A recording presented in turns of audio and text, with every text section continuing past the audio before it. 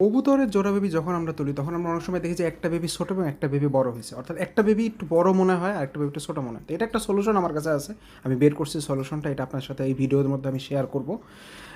অনেক সময় দেখা যায় যে আমাদের যে বাচ্চাটা ছোটো হয় ওই বাচ্চাটাকে আমরা যতই বাইরে থেকে ফিড খাওয়াই, যতই বাইরে থেকে আলাদাভাবে হ্যান্ড ফিড করাই, ওই রকম বড় হয় না। তো আমি এখন এই কবুতরের ডিমটা এই বাচ্চাটাকে খাওয়াবো, এবং আমি কিন্তু এটা মানে নতুন শুরু করলাম এমন না, আমি প্রায় 4-5 দিন থেকে শুরু করছি।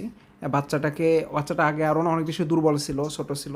তো এইভাবে কবুতরের ডিমটা আমি খাওয়ানোর পরে আমি দেখলাম যে বাচ্চাটার গ্রোথ অনেক ভালো আসছে। বাচ্চাটা এখন নিজে নিজে মা বাবার কাছ থেকে খেতে পারে, কারণ অনেক সময় যে বাচ্চাটা ছোটো থাকে ওই বাচ্চাটা ঠিকমতো চাইতে পারে না মা বাবার কাছে খাবারটা।